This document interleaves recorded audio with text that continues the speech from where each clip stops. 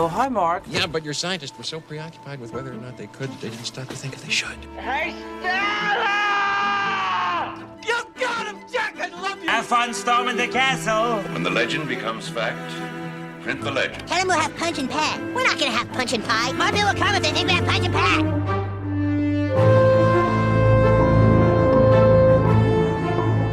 Hello and welcome to Friend to Friend, part of Punch and Pie Media.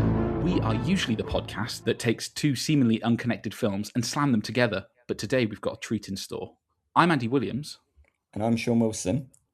And joining us today are two very special guests. First up, we've got a former programme manager for Scala Radio, where she worked alongside Simon Mayo, Lucy Holland, and someone called Mark Kermode. She has also worked across multiple radio stations and well-loved podcasts, such as RE Producer and appearing on Girls on Film. She wrote a book called Saturday Night at the Movies, where she explored the relationships of some of cinema's greatest composer and director collaborations. And recently, she co-wrote a book with our other guest, Mark Kermode's Surround Sound, the story of film music.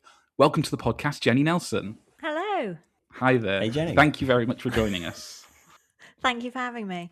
We've also got a second guest. He is a regular contributor to Simon Mayo's show, to the extent that he managed to get his name first in the title. He's been in journalism and broadcasting for many, many years, has written many publications, including for Sight and Sound and The Observer, many books, including 3 BFI classics, as well as a whole host of books titled It's Only a Movie, The Good, the Bad, the Multiplex, Hatchet Job, How Does It Feel, co-writing The Movie Doctors with Simon Mayo. He co-hosts one of the UK's largest and best-loved film podcasts, Kermode and Mayo's Take, and he co-wrote Mark Kermode's Surround Sound with Jenny. He's also the subject of hair envy for a certain John Travolta. Welcome to the podcast, Mark Kermode. Thank you for having me, and I hope John Travolta is listening. We'll push it out to him. Reach out to his people or whatever it is that you do, you know. Yeah, we'll have his people call us. Yeah. Hello, thank you very much for both of you making the time for us to come on and discuss the soundtracks and generally going through the sort of history of film by using your book as a template. We're doing this as the paperback is coming out in early August, so people will be able to get that. I have already mentioned I listened to the audiobook, which had a lovely DVD extra, which was a chat from you guys, where it explained a little bit sort of about how you guys went about writing it. So if you could sort of briefly sum up how this came to be. The short version, I mean, there's a very long version of this. The short version of this is that back in 2013, I wrote Hatchet Job, which was a book about film criticism, and I had a contract to write 2 books, and the film criticism book was quite hard to write because it was about the kind of, at that point, apparently fairly dire state of film criticism as a profession. The profession was changing. The ability to be somebody who earned their living as a film critic was really, really sort of, starting to fall away. And I wrote that, and I was very proud of it, but I found it quite hard to write. And the publishers said, "Okay, well, what do you want to do next?" I said, "Well, the next thing I want to do is to write a book about film music, because I want to write about something that I love, something that I feel positive about, not something that I feel worried and anxious about." And they said, "Okay, great, brilliant, write a book about film music." And then I didn't. And then I kept not doing it for a long time. Now, when I say didn't do it, what happened was I did start working on it. But the problem was that the subject was so big and unwieldy that all the research that I did, all the notes I studied, I had just files and files and files of stuff that I was writing and interviews that I was starting to gather. And I kept thinking that it would find itself a shape, and it just didn't. There's just this huge sump of stuff just got bigger and bigger. And as each year went by and I hadn't written the book, I started to feel more and more anxious about the fact that I wasn't writing the book. I wasn't completely unproductive. I wrote some other books. I wrote How Does It Feel? And I wrote another one about BFI music. Modern Classic. One about music, yeah. Which actually, How Does It Feel happened because I was trying to write surround sound, and I just couldn't get it done. Anyway. So that arose out of the attempt. The one book arose out of the attempt for the... Precisely so. Anyway, then fast forward, and I start working with Jenny at Scala. And Jenny and I have a show at Scala Radio that goes on for the 5 years that Scala runs for, and it's a joy, and it's a 2-hour soundtrack show. And when we meet at the beginning, obviously I've seen that Jenny has written a book about film music before, and she has a great history working in this with Classic FM and working with some very, very accomplished presenters. Anyway, I think it's fair to say that we get on very well, but we have a kind of relationship in which we both bring something very different to the mix. And I've got my enthusiasms about film music, and Jenny's got her production head on and her historical knowledge. And what she does is she says it's all very well wanting to play all these tunes, but you have to think about it in a way that enables the audience to understand why you're playing it. And also you have to balance the stuff that you like with the stuff that they like. Otherwise you're just talking into a vacuum. Anyway, we develop a very good working relationship, and as we develop it, the years go by and I still haven't written surround sound. And then one day I'm in a particular funk, and my wife Linda says to me, what's happening with the book? And I said, I can't get it written. I don't know what it is. Every time I start it just. And she says, well, you know that you do the show with Jenny every week? And I go, yeah. And she goes, well, when you do that, you and Jenny write a 2-hour show together. I go, yeah. And she goes, well, you never complain about that. I go, well, no, but that's fine because we write very well together. And Linda goes, do you not think you should ask Jenny to write the book with you? And I go, yeah, that's a really smart idea. And 2 years later, the book was finished. Jenny has a slightly different version of this story, but that's my version of it.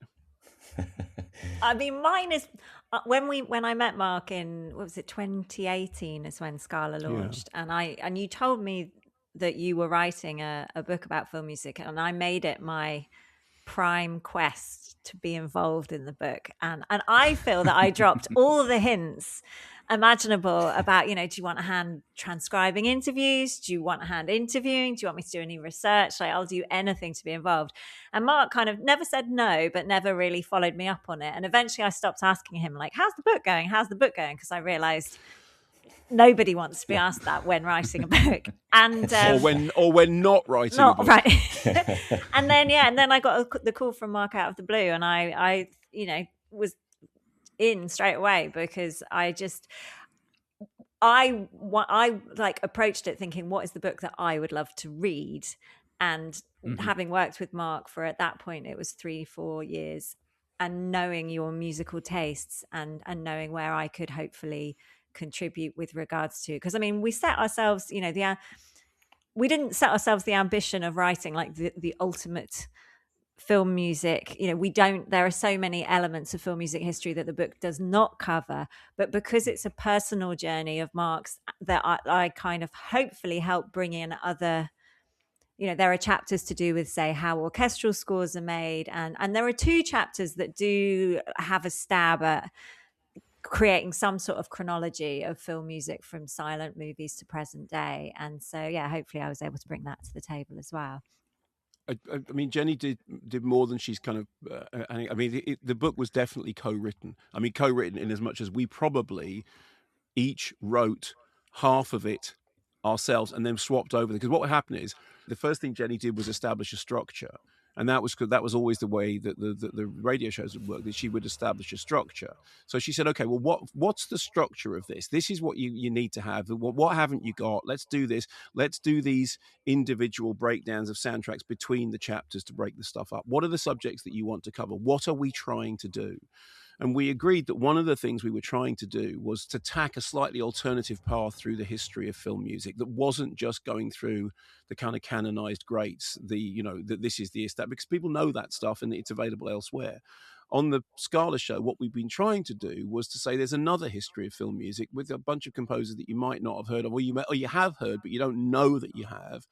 And we were also trying very hard to get away from the, it would be very easy to listen to a radio show of film music that went on for 2 hours and didn't have a single female composer played, because that's an awful lot of film music history has concentrated on male composers. And Jenny and I had set out very specifically to buck that trend when we were doing the show. So when we were doing the book, it was the same thing, because one of the things we'd done during the show was to get in touch with an awful lot of composers whose work we liked, and and say to them, can we play some of your music that you haven't released? Could you give us something to read out about it, this, that, and the other?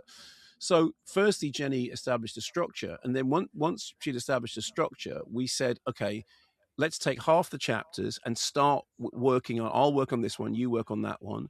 And so we worked from our strength. So I think one of the first things that I did was the silent movie chapter, because that's a big thing of mine. And Jenny was, I think one of the first things that you did, Jenny, was starting writing about orchestration and, the recording of orchestrals. Because I mean, honestly, the chronology of it fails me now, because what then happened was we would write a chapter and then we would swap the chapter. We'd pass the chapter to each other.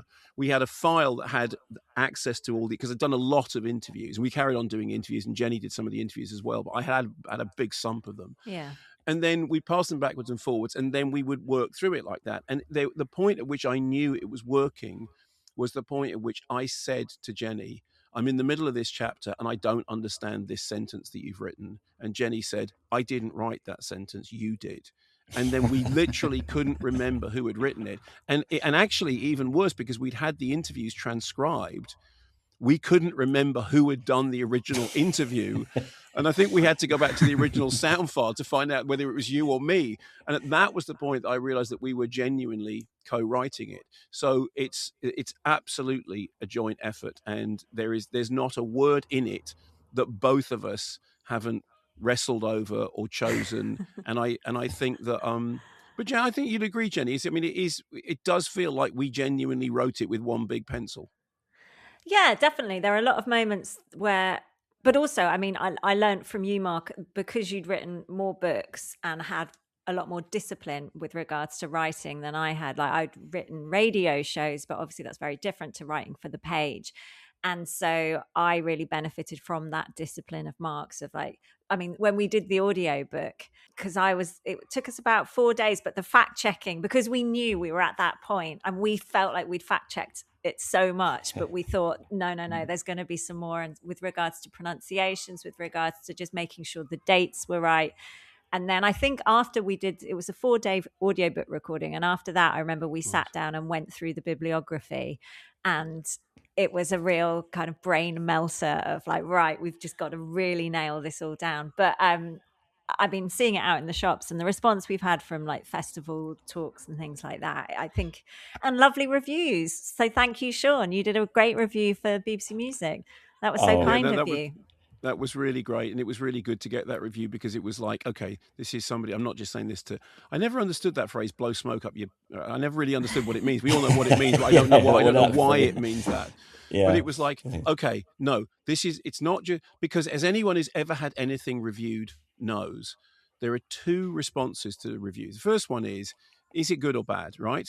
The second one is, does the person who's saying it know what they're talking about? And I speak as someone who's had bad reviews from people who do know what they're talking about, and good reviews from people who don't know what they're talking about. And so when you get a good review from somebody who clearly does know what they're talking about, that's the point at which you go, oh, okay, right. It's, it's actually good. And on that point that Jenny made about the audiobook, I mean, I think the poor guy who was the engineer in recording the audiobook, as Jenny says, we did it over 4 days, because it's quite a lot of words in that book. And we had insisted with the publishers that the print would not be locked until we'd done the audiobook. That's not usually the case. The way it usually works is you finish the thing, you get the finished print, and then you do the audiobook from that. But I said no, because what I have learned over my career is that it's quite often not until you read something out loud that you realize it's wrong. And I'm obsessive about fact checking. I mean, like, really not obsessive in a healthy way, obsessive in a way which is really kind of, stuff really gets under my skin.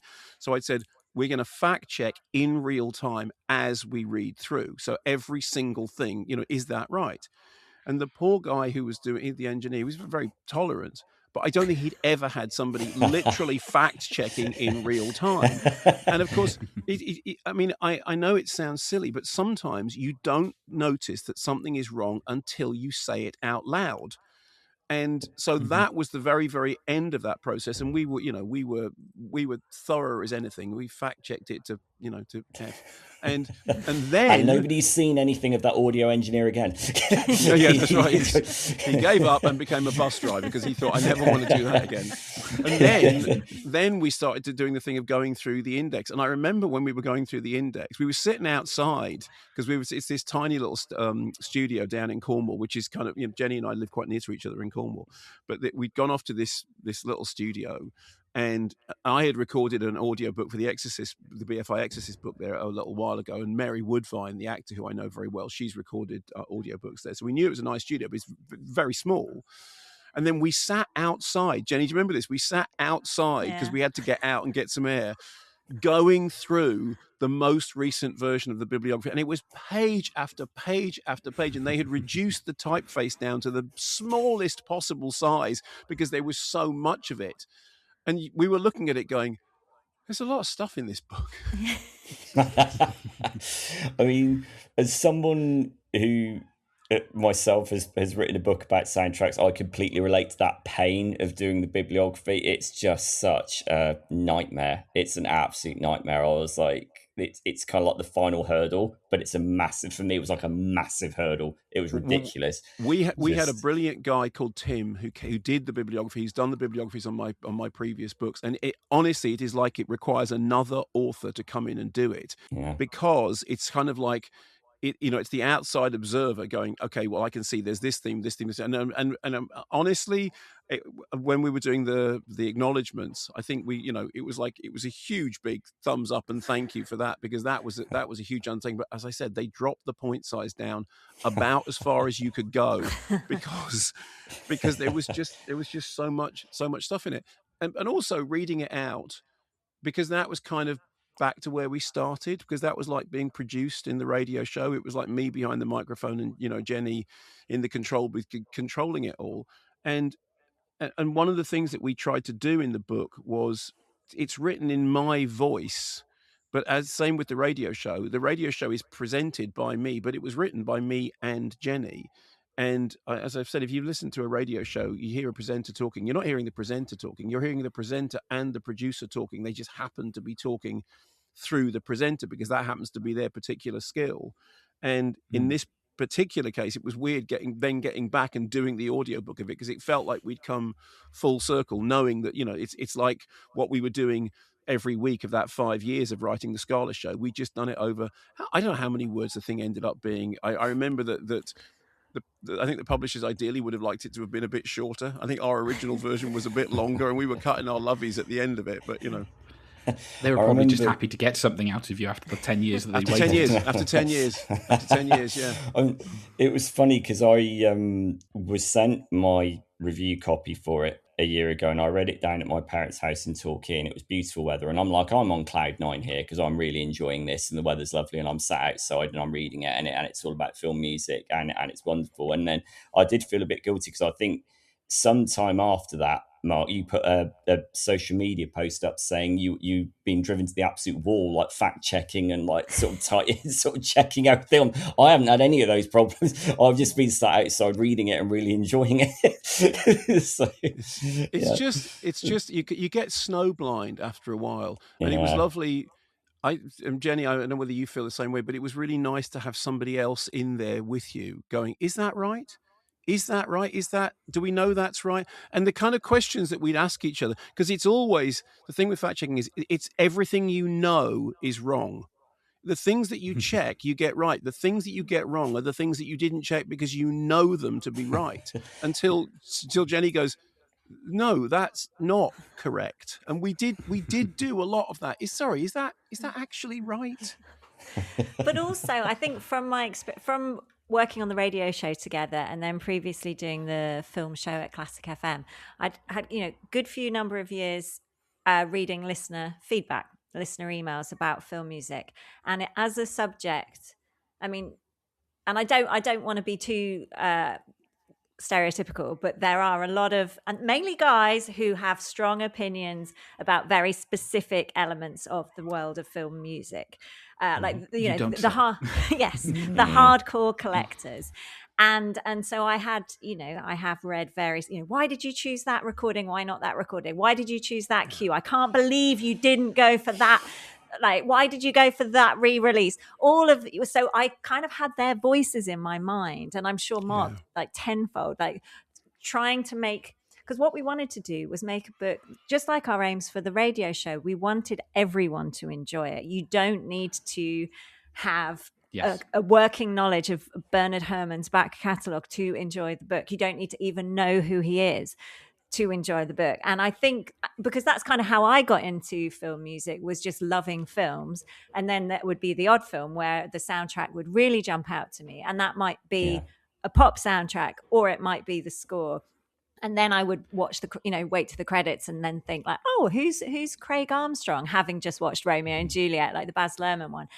And then that sort of slowly but surely got me into the world of film music. So throughout doing the Scala show together, we never wanted to presume knowledge on the listener's part. But at the same time, we didn't want to, be patronizing and be like, there's a guy called John Williams. He's really good. And so it was finding that balance, it was finding that middle ground that hopefully, which was our aim for the show and for the book as well. Well, I can say you found that middle ground. So Sean comes at it much more from a scholarly perspective. Sean is the reason that I pay attention to film soundtracks. When I remember sort of having a conversation with him, and he would say about Jerry Goldsmith, I was like, who's Jerry Goldsmith? So I had no idea. I knew who John Williams is. I knew your Ennio Morricone's. So my knowledge has come quite late in the last sort of decade or so. And reading the book, it felt like it was aimed at me, someone that's got a sort of base knowledge but wants to learn more. And I think I don't want to put words in Sean's mouth, but I think he also got a lot from it as well. You speak for both of us there. Yeah, the accessibility of the text. And it's interesting the way that both of you have been describing the creation of the book. It almost sounds like it bears parallels with the way that composers work with directors, as in it's a collaboration, right? You both have to listen to each other, and the product works, right? I imagine. Would you say that's fair? I mean, I think that the collaboration thing is absolutely right. Of course, Jenny had previously written a book which was exactly about that subject, about how it is that these key director-composer relationships had worked. On the subject of, Jerry Goldsmith, who's Jerry Goldsmith, there's a section in the book in which I write about Ken Russell saying to me, what do you mean you don't know Korngold? And the reason that I put that in, quite apart from the sheer name dropping of Ken Russell was around my house, and which I appreciate. But I remember Ken Russell. I did a documentary a while ago, and Ken Russell was talking about John Trevelyan and said John Trevelyan loved to drop names, and the name he loved to drop the most was Ken Russell. Anyway, Ken had come round to my house, and he'd given me as a birthday present a Korngold soundtrack, and I opened it, and I said, "Oh, thanks," and he looked panicked, and he went, "You've got it, haven't you?" And I went, "No, Ken, I haven't got it. No, but thank you. That's very nice." And he went, "But you do know it, don't you?" And I went, "Well, no, I haven't played it yet." He went, No, but you know Korngold." And I went, "No." And he went, "Sorry, you don't know Korngold." And I went, "Well, no, I'm going to play it." And he literally, he was like, "It's your job. You're a film critic. How'd you not know this?" And then he said, "Where's your CD player?" And he marched me over to the CD player and he put the CD on. And that was my introduction. The reason I put that story in was because what we were trying to say was exactly what Jenny said. You might never have heard of Bernard Herrmann. I mean, many of you will, probably most of you will, but there's going to be people out there who haven't. And we didn't want to make any assumption that anybody had to know anything. Similarly, we didn't want to do exactly what Jenny just says of John Williams. You may have heard of him because he worked with a guy called Steven Spielberg, who's had a few hits in his time. So it was a matter of negotiating that course between saying, look, everyone's knowledge has got gaps in it, right? One of the things I discovered about film criticism very, very early on is when you're young, you think you know everything and you think you've seen everything. And then as you get older, you realize that you've seen probably 1/1,000,000th of the output of cinema you become more and more conscious of what you don't know. And the really smart thing is to take the very small bit of knowledge you have and make it sound like it's bigger than it is. But the fact is, there will be people that go, "Oh, of course I know who Bibi and Louis Barron are. Yes, of course I know who Mika Levy is. Yeah, of course I know." But, but it's entirely possible that you can do that and then never have heard of Doreen Carwithen. It's perfectly possible. And what we didn't want to do, and Jenny made this point slightly more tactfully than I will make it, as somebody who used to frequent 58 Dean Street, the kind of the level of nerdiness was very, very high. You know, it was very, very possible for people in that shop to look at you like, if you'd gone into 58 Dean Street and said, "Who's Jerry Goldsmith?" they would have run you out of town on a rail, and they would have been wrong. They would have been wrong, but it does attract a certain level. And there's a thing, film music, right? That's two sets of completists that you can annoy: the film nerds and the music nerds. And you put those two things together. It was really funny because we interviewed Phil Masheter, who's one of the Masheter brothers who were basically running 58 Dean Street, which was the soundtrack store in London. And Phil himself says, you know, there was a nerdiness to it. There was a completist thing to it. There was an Anaraki thing to it. That was part of it. And we were trying to both acknowledge and love that, but also not play into it. You didn't want to be Jack Black in High Fidelity chasing people out the store just because they want a Stevie Wonder record. Although I love that character. I absolutely love that character. When Stevie Wonder, because he said, I called to say I love you. Why? It's for my daughter. Your daughter won't like it. Oh, is she in a coma? It's What's this New Bell and Sebastian? Holy shit. It's horrible. Yeah. Question for both of you. I get the feeling that over the last maybe 10 to 15 years that soundtrack music has maybe moved from the shadows into maybe more of a mainstream acceptance, particularly when you look at like the preponderance of live concerts and think pieces. I mean, certainly I think I've noticed more so in the last 20 years. There seems to be a lot more of that, like Variety now routinely do big think pieces about scores. I mean, would you both agree that it has kind of stepped forwards in a sense as a medium? I definitely think it has. I think, the last 10, because the book finishes by talking about live scores and sort of recommending them to listeners if they haven't gone before. And I think we talk in particular about a really amazing screening of Moon at the Barbican for one of the anniversaries of the film's release, and Clint Mansell performing the score live, and just the atmosphere. And you spoke to Clint, Mark, and he talked about how significant that concert was, because obviously it's now coming, it's obviously in the concert hall. Film music does get the bums on seats, but it's going to other venues as well, and it is becoming more common so the other day I hadn't seen, even though I live down in Cornwall, I had not gone to see Rose of Nevada at the cinema, and I thought I'd missed the cinema release. And then Mark Jenkins, they've been doing with the Cornish sound unit, the live score. And so that was my first time of watching Rose of Nevada, was with Mark and is it Dion Starr performing the music together, and it was just like, what even more immersive experience to watch. What an experience. It's really amazing. So I think in Cornwall, exactly. So I think it's a combination of orchestras and musicians being more willing to give it a go, and audiences to come along and see a film with live music. But I think it is also, as you say, there is more popularity, or it's more common for pop musicians, electronic musicians, people who are established in other fields, to go into film and then bring their audience with them to that. I mean, Charlie XCX doing Wuthering Heights is a great case in point for that. But, back in the day, Paul McCartney was doing film scores as well. And so it's not a completely new thing, but it is a way of bringing in people who didn't think they liked film music into the world of film music. What would you say, Mark? Well, I think that there's all of that is true. There's also a curation thing, which is to do with streaming services, which is the soundtrack market used to be very, very insular. If I saw Silent Running and I loved the movie, I want to go and get the soundtrack of it. Well, if I go to HMV or whatever, R Price or whatever they were back then, maybe they've got a film soundtrack section that's got 10 LPs in it. So maybe you have to order a Japanese import. I mean, it's kind of complicated. Nowadays, because of streaming services, you can go in, watch a film, come out, and on the way home, you can pull up the soundtrack on your phone, on Spotify, and you can listen to it.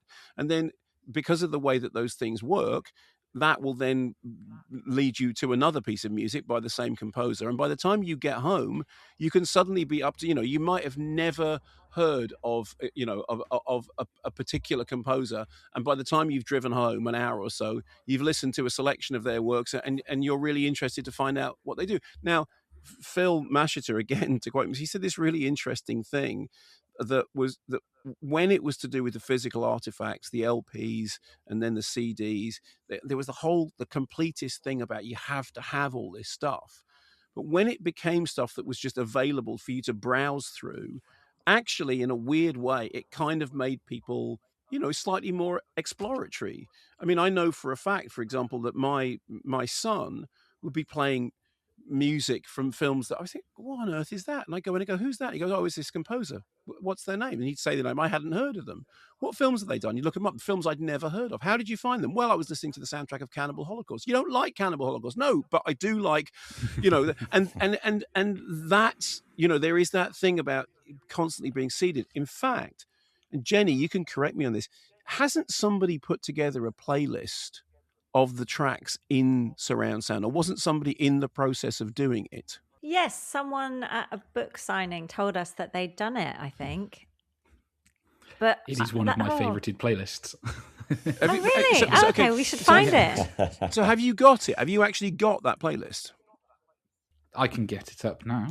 Well, if you've got it, would you send it to us? Because the thing is that one of the things I really like is the idea that people reading the book could actually listen to a piece of music. I mean, like, for example, there's a couple of times in which we talk. I mean, this is a very populist example, but we talk, for example, about the Herman Hitchcock chord, bum, bum, bum, bum, bum, that, what is it, right? The minor major thing, blah, blah, blah.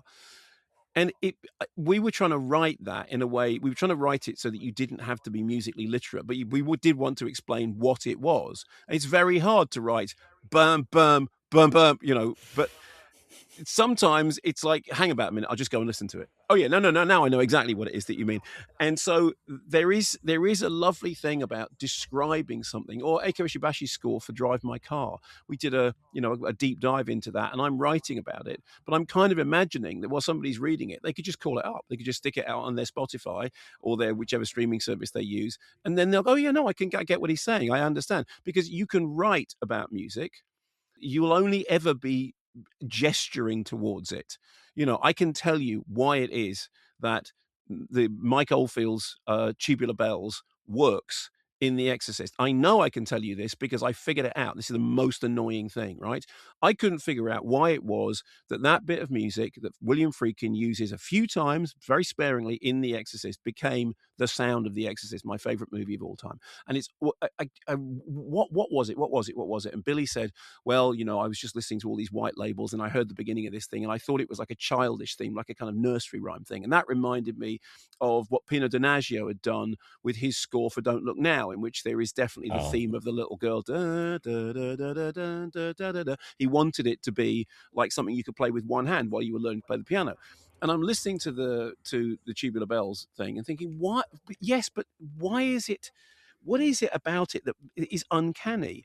And I figured it out. I figured out the reason it's uncanny. If you try and play it, Tubular Bells is a bar of 8 and a bar of 7. It's 15/8 technically. It should be 16, but it's 15/8, so it's got a beat missing. Okay. And when you hear it, you don't think it's got a beat missing. When you hear it, it sounds perfectly right. But when you try and play it, you realize it's got a beat missing. And I had this light bulb moment, right? I figured it out. I'm a genius. I have figured out why it is that Tubular Bells works. And Billy never said this to me. I wish Billy was still alive so I could tell him why it is that piece of music was so perfect. And then I found an interview with Mike Oldfield from about 15 years earlier in which he had literally said exactly that out loud, written down in print. He said it's to do with the fact that it's 15/8 and there's a little skip beat that's missing. And when you hear that, you don't hear it when he was like, oh. But at least I was right. Yeah, but how well known was that interview, though? maybe a lot of people didn't see that. It was interview. In the Telegraph. It wasn't like in an obscure publication. It was in, So it's interesting bringing up The Exorcist because I think this has prompted a question spontaneously from me because we all know what happened after The Exorcist. We've got Exorcist II: The Heretic, and I wanted to ask about great. Mark is already clenched. I can see. Yeah. brace. Great scores in crap films. Is music ever able to elevate the fabric of film on its own, or if the film? This question for both of you: is the film so bad that the music is always destined to go down with it? Do you think? Yeah, I think, I mean, the music can't save an absolute stinker, but it can certainly give it some dignity, I think. And in a way, the music then takes on a kind of like, it's almost like a pride of place because it has lasted. If it is able to endure, despite coming from the stinker of a film, if the composer has been able to somehow elevate it, then yeah, it gets that kind of kudos. And whenever we did those themed shows, there would often be the same. There was a John Barry score to Raise the Titanic, which was often, and in fact, actually, there were quite a few John Barry scores that Scarlet Letter was another one that we often got. Yes, and one of my favorites was a Craig Armstrong, Plunkett and McLean that terrible film, but great score. But obviously the Morricone for Exorcist 2 is one of the ones up there. I mean, I was just in Lopud in this island off Croatia doing this film festival in which part of it was a celebration of Morricone, and it ended up with the concert of Morricone's work. And it was Susanna Peric who'd programmed it. And I said, "Are you playing anything from Exorcist 2?" And she went, "No." Well, the score's really great. I mean, it's a really, really terrible film, and we would quite regularly play, the kind of there's the floating theme, which is really lovely, and which Tarantino then nicked for Hateful Eight. The da da da da da da da, and then there's that absolutely mad da na na na na na na na na na na, which just sounds like some kind of absolute death metal. The one, however, that was the real discovery for us, Jenny, I'm sure you remember this.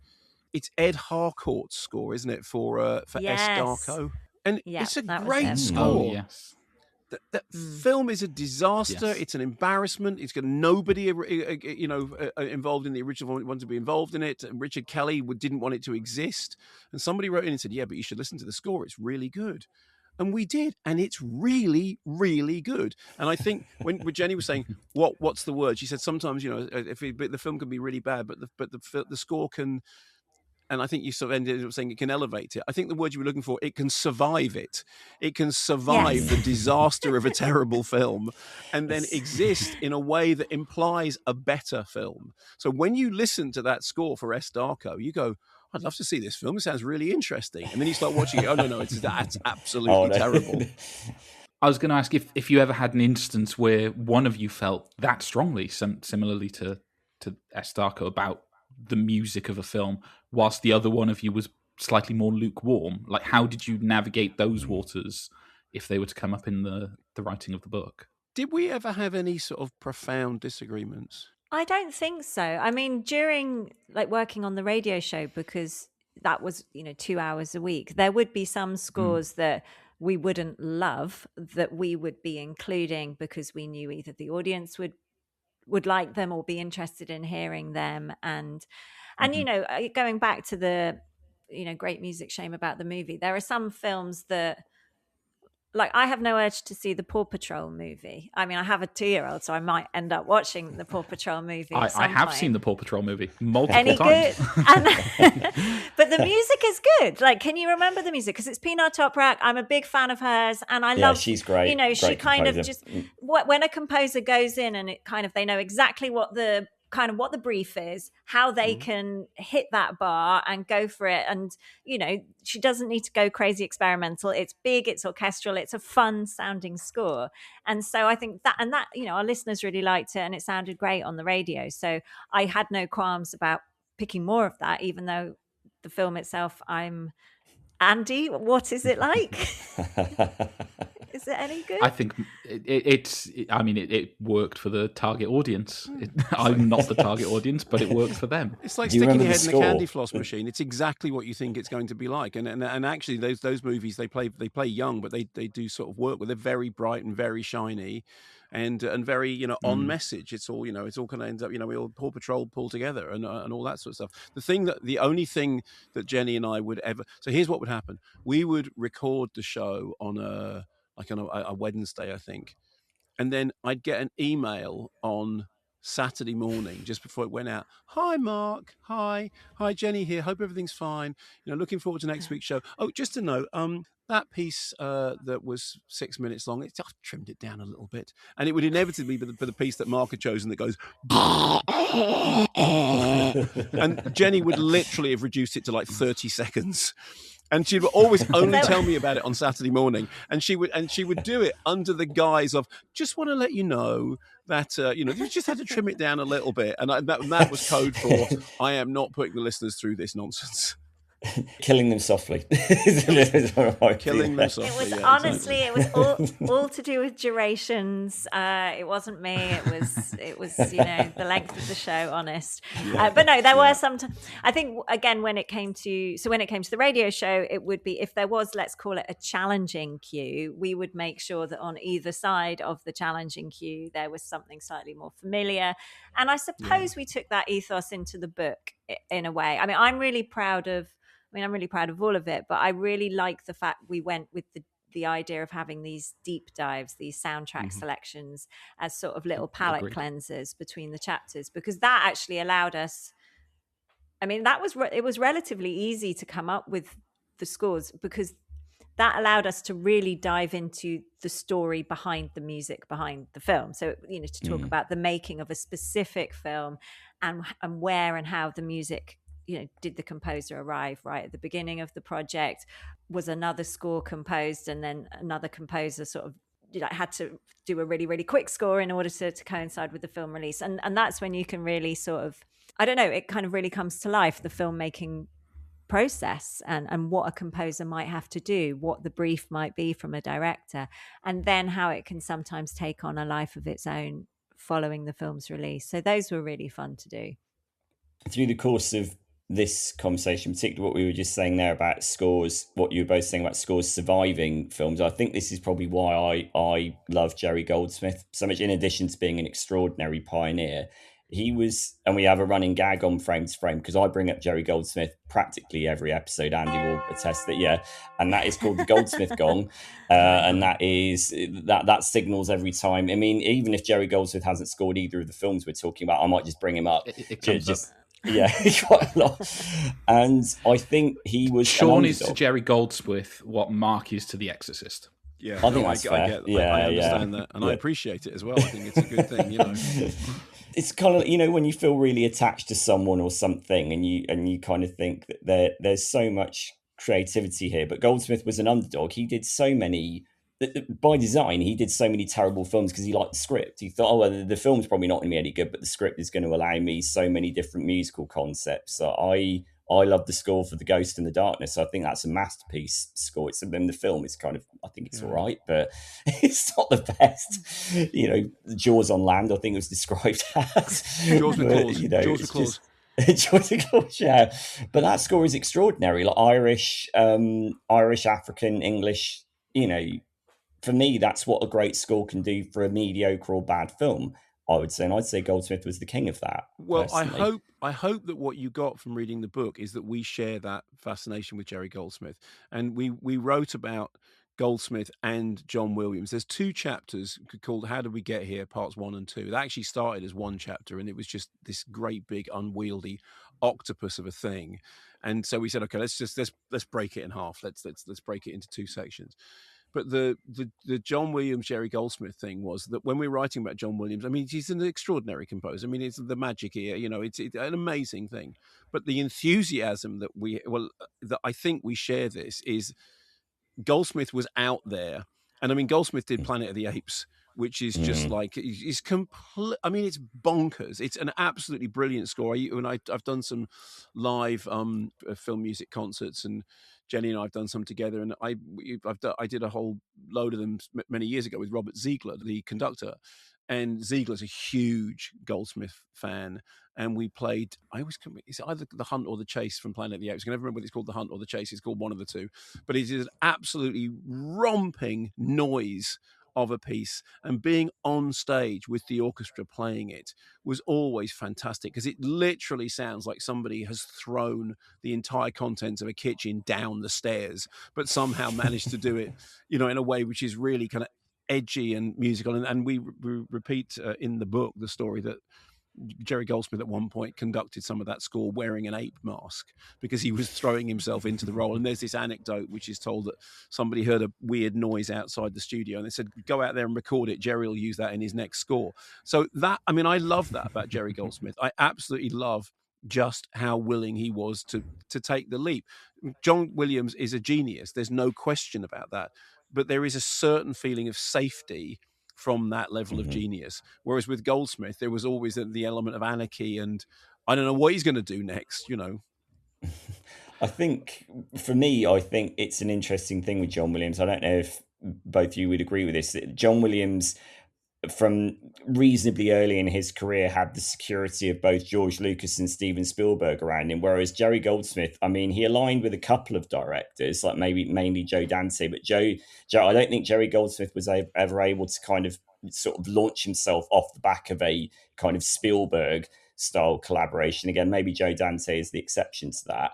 And again, that kind of makes me like Goldsmith even more. He's kind of like more hard scrabble. It's kind of like more hard scrabble, like rooting around amidst, you know, the gems and the bad films. And you kind of get great scores regardless, right? Yeah. Well, no, he's great. You all may be able to correct me on this, but I feel that John Williams is probably better at the best ever at coming up with themes, memorable, hummable themes that you can remember.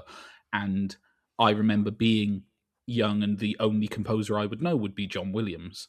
Whereas when you look at someone possibly more esoteric, it's less crowd friendly, and that's why John Williams is the name versus that's why I was sort of like Jerry Goldsmith who. Well, we quote in the book an interview that I'd done with Edgar Wright some years ago, in which Edgar said this thing about that John Williams may be the last great whistle test composer.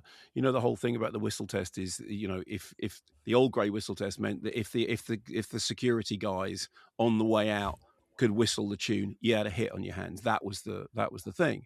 And what Edgar meant was that the melodic quality, you know, da, da, da, da, da, da, everyone knows where you are. You know, it's and John Williams has absolutely got that ear, and it's an amazing ability. And I don't think anyone's ever come close to it. Although obviously there is a direct line that goes from that right back to Corn Gold. And also John Williams, like all great composers, is not above looking around and borrowing and taking influences from other places.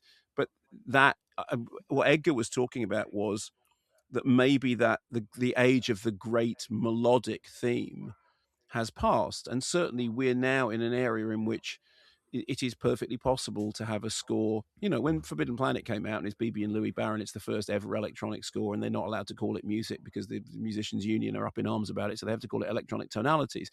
You fast forward to the 21st century, and it's perfectly possible for Mika Levy to do a score for Monos, which is literally like sounds from outer space, and for there to be a vinyl issue of the soundtrack, and for people to because we've all accepted that, like the score for Under the Skin, which I think is one of the great scores of this century. I mean, it's an extraordinary thing. The first show that Jenny and I ever did, we played Love from that, and I remember Robbie Collin in the Telegraph saying, "Oh, challenging choice for lunchtime on a Saturday," but yeah, that's it. So maybe the great age of the, you know, of the maybe that's gone, but it's been replaced by something in which I think there's a multiplicity of things can happen. I mean, nowadays you don't have to have an orchestral score, but you can.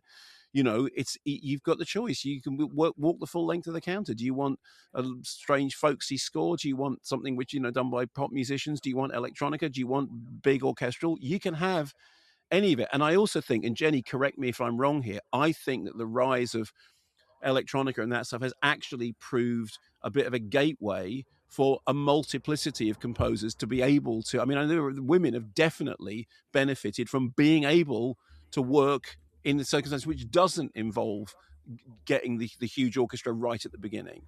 Yeah, I mean, that was one thing that I found particularly interesting with our interviews, is speaking to women composers about just their experiences getting into the business and you know, learning, perhaps unsurprisingly, just the gatekeepers, those with the big budgets that would allow the big orchestral scores, tended to stick to their old faithful, you know, their reliable mates who were, you know, talented guys, but the gates were often closed for women composers to get into the A-lister or the bigger budget films. And so I think the rise of electronic scores, and therefore not having to be reliant on a big orchestral sound for a score, has helped a lot of women kind of, you know, get the steps in And then they're now only fairly recently being bequeathed or being allowed to operate on, with big scores. I mean, let's not forget that, only 3 women composers have won a scoring Oscar to date. And the most recent was in like the mid-90s. The first was in the mid-90s, Rachel Portman, and closely followed by Anne Dudley, and then more recently Hilda Guðnadóttir. But there has never been, Rachel Portman is still the only woman composer to have received more than one nomination in the history of the Oscars for scoring. And I don't think there have been nomination lists that have had more than one woman composer on that list. So it's kind of like, we'll have one and that'll be it for this year, if at all. For this year. Yeah. We've done that. We've done that now. You look at the work that people like Shirley Walker did. Yeah, exactly. The fact that, it's well, that was insanity. it. Speaking to Laura Cartman about Shirley Walker and just about, what she dealt with and what she had to do to kind of keep pushing through. And I think she talked about attending a Sundance festival one year, and Shirley was there with her husband who worked in the industry, but there were talks and seminars about film music, and Shirley wasn't even invited to lead them. And Laura Cartman's there in the audience thinking like, what the hell? Why is Shirley not? Outrageous. Absolutely outrageous. Just it's. I mean, I think for me, I in the book that I wrote, I think one of the most gratifying, also one of the most chilling chapters in a way is I did write a chapter about women film composers and how they are sorely underrepresented, and they continue to be. Although I think maybe there are some steps into correcting that, although probably not enough. But yeah, like the Jenny, you said there, like when the year that Rachel Portman won for Emma, she shared the stage with Gabriel Yared for The English Patient. So it wasn't as if it was like a solo win for Rachel Portman that year. They still split it up when they were doing the comedy dramatic score category, which just seems to undermine it even more. Which is, I think that's something you guys managed to do extremely well on the show. Always making sure that there were female representation, but it's definitely something that came through in the book as well. Jenny did a brilliant interview in which I'll get Jenny to tell this story, in which you caught somebody very early in the morning telling you exactly what feedback they've been given about whether women can score action movies. Yeah, this was Laura Cartman again, who has had a decades-long career, trained in Paris, with Nadia Boulanger, and who taught Philip Glass and Aaron Copeland, and she's got the chops. She worked a lot in TV, film, and video game. Like what's the EverQuest she did, which is like a really beloved gaming score, and so she received her Oscar nomination fairly recently for American Fiction. And she has also fairly recently been welcomed into the MCU. So she scored the Marvels.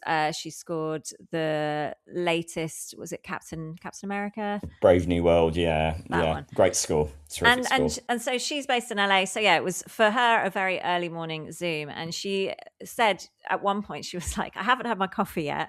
I'm going to say what I haven't said before. And she told this story she said, I can't remember the number of times that established male film composers have said to her students, her music students, women composers don't have the capacity, the ability to score an action film because they couldn't score a masculine score. They couldn't create music that was muscular enough or masculine enough.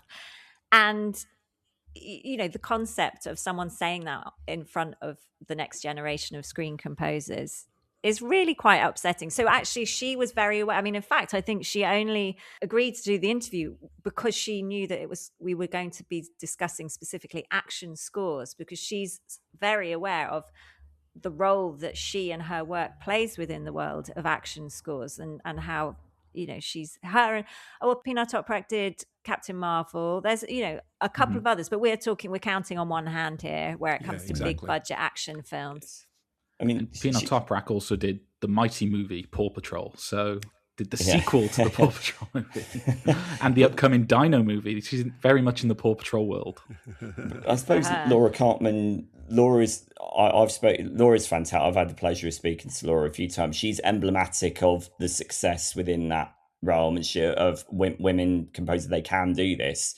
and they can pull really dynamic things. It's ridiculous to think that there was even any question about that. And I think, and I'm sure you guys maybe agree, that watching Laura Cartman's success in particular within the big budget realm is really exciting, and it's really progressive. I was so happy when she got nominated for American Fiction. I was like, yes, there we go. But she can do the action stuff as well. I find Hilda Gunnardóttir really inspiring as well, because she hasn't moved to LA. When she spoke to me, she said, I'm not on social media. I don't really have an agent. I just kind of, so she sort of pootles around and does her own thing. I say that lightly. She obviously works really, really hard. But what I love about her is she has not compromised at all. And yet she is winning, all the awards, and each of her scores going back to the to Goldsmith's experimentalism. Hilda's scores are all so varied. It's not like you listen to a Hilda Gunnardóttir score and go, oh, that's Hilda, because they all sound the same. And there are some composers, I'm not going to name any, where you do think, oh yeah, that's them just doing them again, isn't it? They have a signature. There's like a signature. Exactly. So yeah. Well, listen, at the risk of being boring, I just want to flag it, whilst we're on this subject, the work of Bibi Baron, Bibi and Louis Baron doing Forbidden Planet. It is arguably one of, if not the most radical film scores ever recorded. And Bibi and Louis Baron did not go to the studio to do it. They stayed in there. They said, no, if we're going to do it, this is a massive budget science fiction film, a huge, big kind of flagship science fiction film. And they go, no, we're going to do it here. This is where we do the stuff, and this is what we're going to do. And they spend all their time, overloading circuits and recording circuits dying. And that is the thing that they produce as the score for Forbidden Planet, which now is considered to be like one of the milestone science fiction movies, probably up there in that great lineage that includes 2001. At the time, it didn't do very well because it cost a lot of money. But that had a score. But Bibi Baron was an absolute pioneer. And then, you leap forward from that to Doctor Who, and there again, this is women experimenting. Delia Derbyshire. Experimenting with how do you make a sound that you haven't heard before. And I just think it's, this is, as I said, I've always had a great fascination for atonal squonk festing, and I do think that it is necessary to celebrate just how big a deal it is when somebody manages to make a film score sound that alien. Well, I suppose you can leap from that to Wendy Carlos. I mean, what Wendy Carlos did was extraordinary. Yep. I think the more I listen to contemporary electronic tones in modern day film scores, I think, there's clearly a lot of Wendy Carlos in there, right? Whether it's Tron or, the recent Tron movies or other electronic scores. What do you guys think about, because Jenny, you mentioned Bernard Herrmann earlier, and literally with most film scores I listen to, the new film scores, I think there's Herrmann in there, whether it's the dissonance or the string writing, and he's astonishingly influential. I wanted to ask you guys, what do you think determines a composer being that influential over that period of time? Because Herrmann obviously passed away decades ago, but his work is extraordinary. And the fact that people keep going back to it, what do you guys think about that? I think it's partly that he had his music spanned, while he was alive, his music spanned a couple of really significant filmmaking generations. And so the impact was not just on the Hitchcock fans, but then later in life, when he had a bit of a career lull following his sort of split from Hitchcock, and the phone stopped ringing so much for him, then the phone started ringing again, because there was at the time a new generation of directors coming up who had grown up watching the Hitchcocks. So I think shortly before he died, he died, was it the day after finishing Taxi Driver? He recorded the score and went home and was dead by the morning. Yeah, and then I think he was due to have a conversation with Spielberg about a film, and then so I think, that sort of impact and that legacy in a way speaks for itself, because I suppose composers coming up will be watching 2 generations worth of films that have both got the Herrmann influence, and then they themselves are influenced by those. But it's also worth remembering with Herrmann that in terms of the projects that he chose to work on, Herrmann scored Citizen Kane, right? Which for some people is the greatest film ever made, okay? So that's not bad. He has this incredible career working with Hitchcock. at the end of his life, he has these collaborations with Scorsese and with Brian De Palma, which is extraordinary. You know the famous story about him with Larry Cohen, that Larry Cohen wanted him to score "God Told Me To," and his reply was "God Told Me Not To." There was something about he did choose his projects well. And Jenny's absolutely right that there is probably a whole generation of people who were listening to those later scores. I mean, he was posthumously Oscar nominated. There were people listening to those later scores who probably didn't know that he did Citizen Kane. So that's the thing. He's got a career that goes across that extraordinary span. And of course, when he fell out with Hitchcock, Jenny, again, correct me if I'm wrong, it was pretty acrimonious.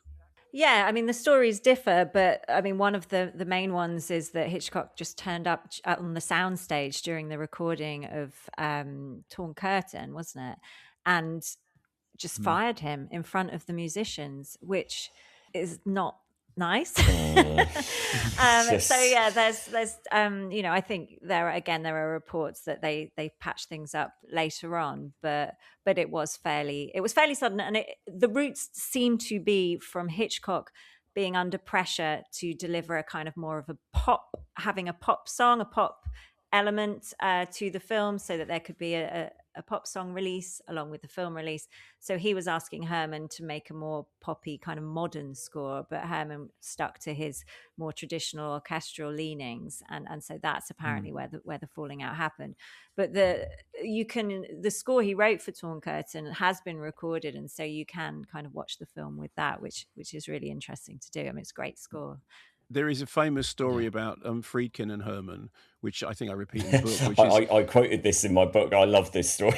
So I'll do this short version. So basically, Friedkin, when he made Exorcist, and he wanted Herman to score it. And there's two different versions of the story. One version is that he went to Bernard Herrmann and said, "Maestro, I want you to do a better score than the score that you wrote for Psycho." And Herman said, "We should have made a better film." The other one is that Herman said, "Yeah, I absolutely want to do it, and I've got this church in Cripplegate that's got this amazing organ, and I want to do it there." And Friedkin was thinking, "No, it's absolutely not what I want, because I want the whole thing to sound modern and contemporary. I don't want it to sound like a church in Cripplegate." Then, of course, Friedkin turns to Lalo Schifrin, and he says to Lalo Schifrin, "I want a score that feels like a cold hand on the back of the neck."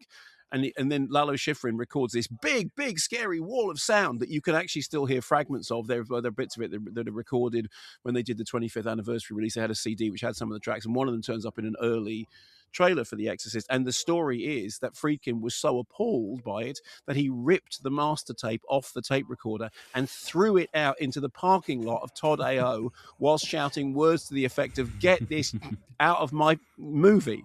So, the whole thing about a director not liking the work of a composer and being quite upfront about it is fairly great. But I just love the idea that he said to Herman, "I want you to write a better score than the one you wrote." And Herman said, "We should have made a better film."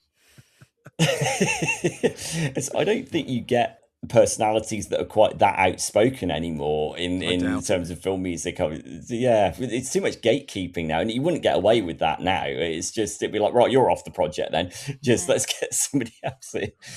Well, we've talked about going across sort of different generations and things. Like we've had fairly recently, like Hans Zimmer has taken a load of people under his wing, and they've come outwards into working for work of their own.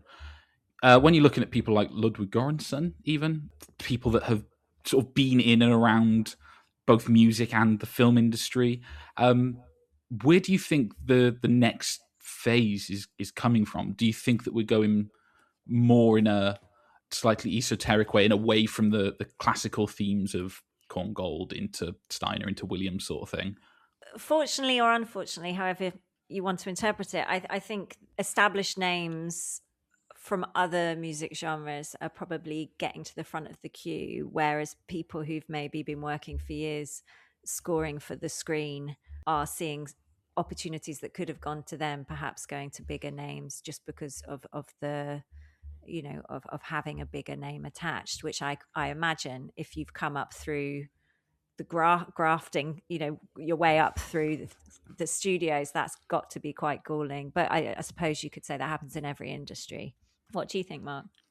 Well, I think that we're in a very interesting position at the moment, because I think that there is more there is more opportunity for different types of scores than there was in the past. So I think we are now genuinely in a position in which a filmmaker, Mark Jenkins can do his movies and he can score them in his studio at home, working with a little analog synth and a guitar and, and all that stuff. And that's fine. Or somebody can do a film in which they want a really experimental composer, whether it's Mika Levy or, for example, Bo Burnham using Anna Meredith's music for Eighth Grade, which I think is such a big part of why that movie works as well as it does.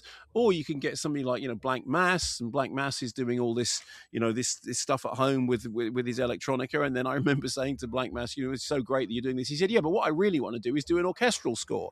And then you can have an orchestral score, and you can even now brilliantly have an orchestral score that's for an action movie that might be composed by a woman. Now, I'm not saying that suddenly we've reached some golden age, but what I am saying is that we are in a position now in which the net is being cast a lot wider. Johnny Greenwood, who is one of my favorite composers, you can say Johnny Greenwood comes from pop music, because Johnny Greenwood, obviously, people knew him from Radiohead beforehand. The reason that Paul Thomas Anderson got him in to do There Will Be Blood is because he'd heard a Johnny Greenwood piece, the Popcorn Super Het Receiver piece, on a BBC concert, which is a kind of very, very experimental piece. And he said, I want you to do more like that. In fact, that was why Johnny Greenwood wasn't allowed to win an Oscar for that film, or to be nominated for an Oscar, because the Academy argued that, well, it's based on a pre-existing piece and therefore you can't do it.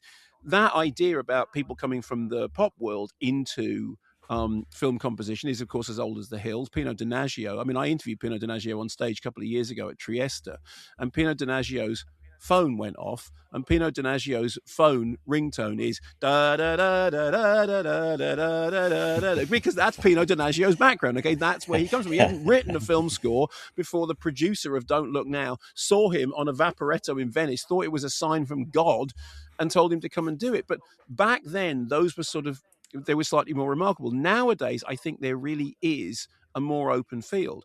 Now, that doesn't mean you haven't still got your superstar composers. Hans Zimmer, Jenny and I have both said this. Hans Zimmer is like a rock star. He does rock star concerts. It's a huge big thing going to see a Hans Zimmer concert.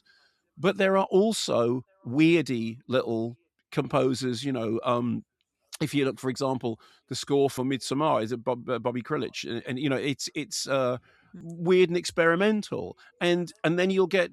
There was a movie that we played the score from quite a lot on Scala called Mouthpiece, in which the score is almost entirely human voice, but weird like percussive human voice sounds.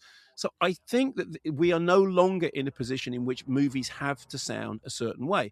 It's probably true that the great big blockbuster movies may sound homogeneously the same, particularly when you're in the sort of the superhero area.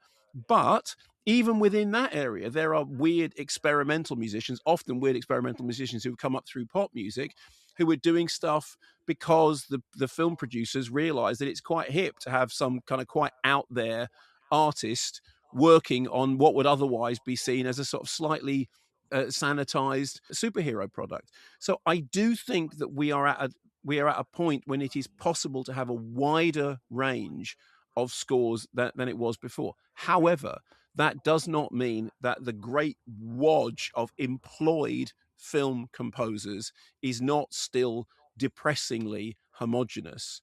It is starting to change. We are starting to see international superstar Indian composers working in Hollywood movies. That has become a bigger thing now than it used to be in the past. I mean, it used to be that those movies existed completely in their own world, and quite often would just wouldn't be seen as any part of because Hollywood at that point was seen for so long to be the center of the world, and we all know now that it isn't. I mean, it is no longer the predominant film market. So I think that the goal is wider than it ever was, but I still think that the battles have to be fought as hard as they ever did. Yeah, and I wanted to shout out the chapter that you did on Bollywood soundtracks in the book, because it really helped open my eyes and open my ears into thinking outside of the Hollywood bubble. And it's one of the things that I think that the the book did extremely well, is on top of everything we've already mentioned, is to highlight and shout out female composers, but also to bring Bollywood composers to the fore. So I just wanted to pop that. Well, thank you. The hilarious thing about doing that chapter for the book is because I get so hung up on pronunciations, particularly name pronunciations, because I've got a stupid name, right? Kermode is a stupid name, and I hear Mark Kermode all the time, and it drives me around the bend because I think, how hard can it be to get it right? Well, the answer is it is apparently harder than I think it is, and so therefore I try really hard not to mispronounce names. Jason Isaacs thinks this is hilarious because Jason thinks I have never pronounced a name correctly in my entire life, and his only reason for listening to my radio shows is to hear me get people's names wrong. When we were recording the audio book, Jenny was producing, I was recording it. We literally had Sanjeev Bhaskar on the end of a phone, and Jenny would be reading, like literally reading the thing down and then Sanj would say it, and then I would have to say it, and they'd have to just capture the recording of me saying things so that we got the names right. Do you remember doing this, Jenny? It was literally Sanj on the phone.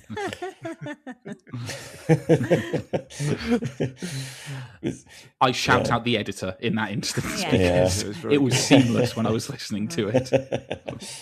But to go back to an earlier point, like we were talking about the possibility of blockbuster sounds possibly being homogenous, but there is a tendency now to import idiosyncratic voices and unique voices. I would say, Andy, you mentioned him, Ludwig Göransson, who was, at the point that we record this, has scored The Odyssey, which is, I don't know if Jenny of Mark, I mean, I imagine both of you have heard it. It's extraordinary. It does not sound like your typical blockbuster score there.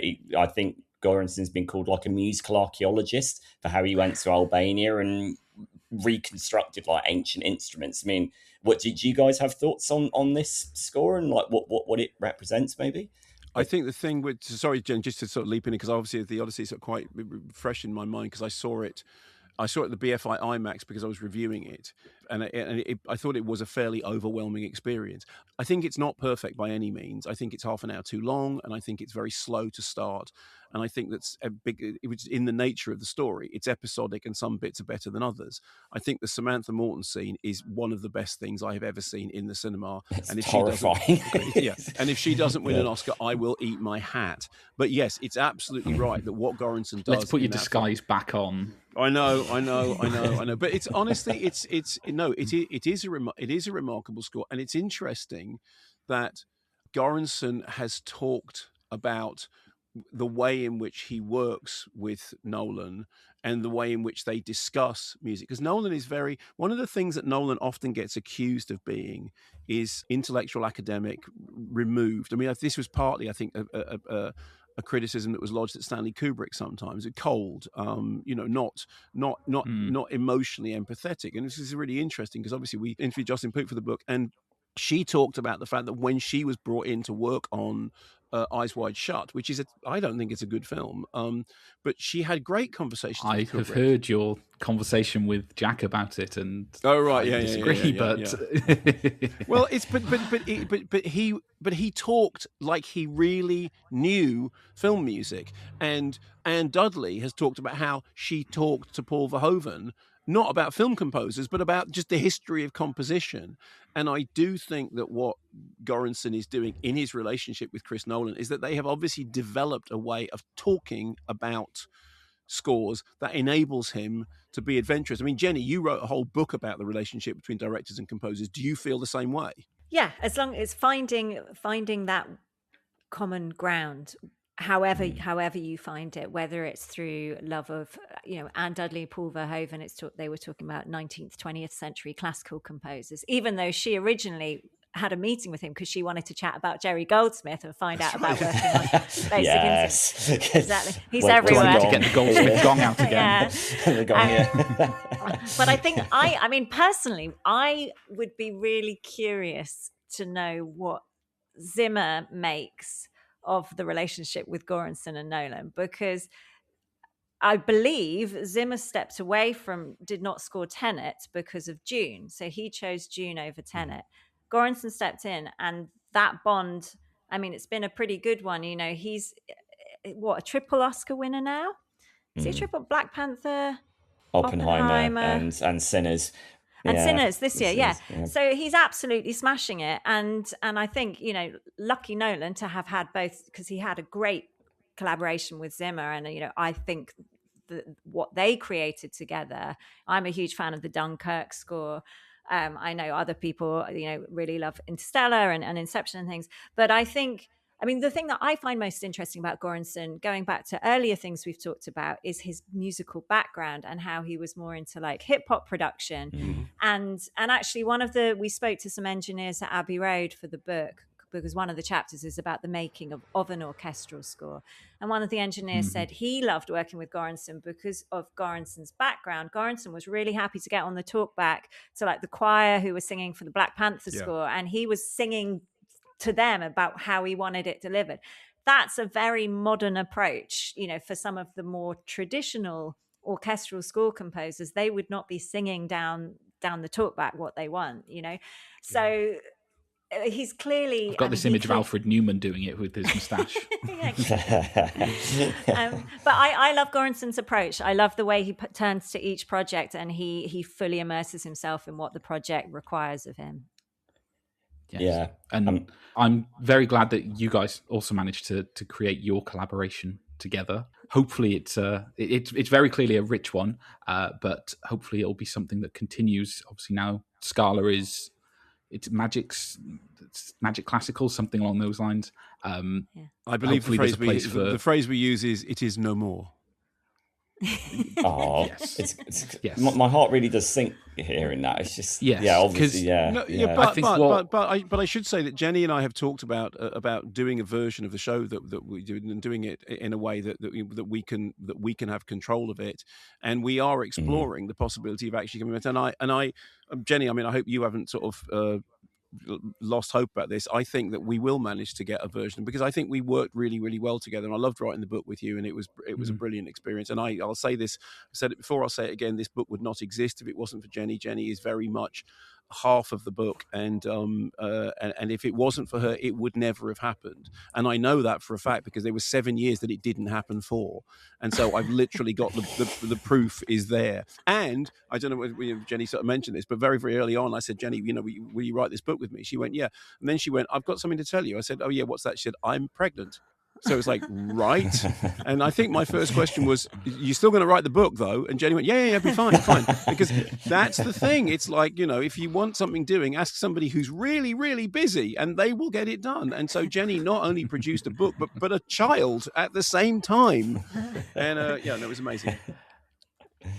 Yeah. I mean, there's so many questions I could ask about what it's like parenting versus co-writing, and I'm not going to get into that because I'll say is I listen to a lot of, I have Ennio Morricone I already loved, but he has an even more of a special place in my heart from like listening to him nighttime feeds, just sitting up going down a Morricone rabbit hole was something I will remember. I have a little challenge for both of you. In it, can both of you in a sentence sum up what makes a successful film score? I think the key to a successful film score is something that amplifies the themes of the film without treading all over the themes of the film. One of the things that David Arnold said was that the trick of being a film composer is that you don't need to sound like you. You need to sound like the director. You need to find what it is that the director wants to sound like and what the story wants to sound like, and you need to sound like that.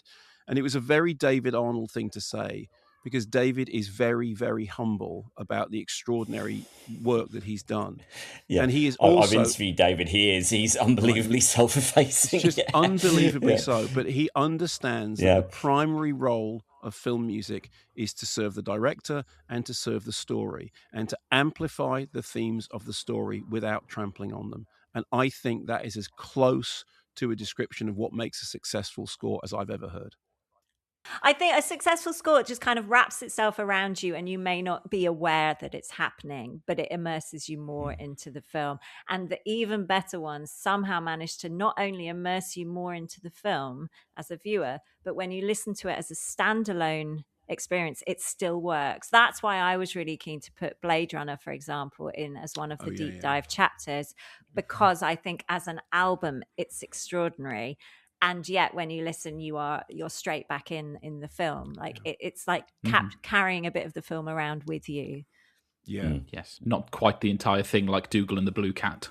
Yeah, you know, the whole film. I also just want to absolutely clarify, because I realized after I'd said it, when I said that's the best description I've ever heard, I didn't mean my description. I mean that description that David Arnold said to me is the best description I've ever heard. But no, because it is important to remember this.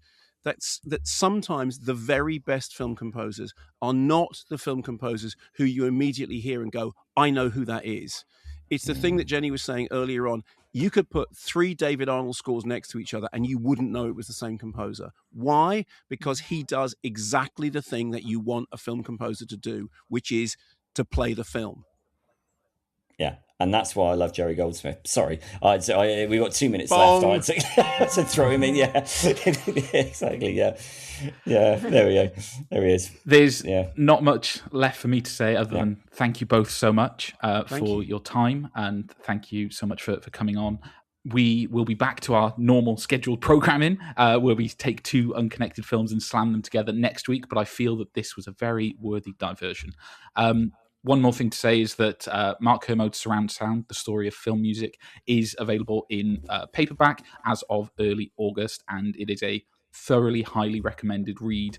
It's basically required reading for this podcast. So, yes. Thank you. So, once again, thank you very much, Jenny and Mark. Thank you for having us. And next week, we will be talking about 2 movies which show us the gates of hell. Yes, we'll be going to the maybe depths, where we have a look at the gates of hell.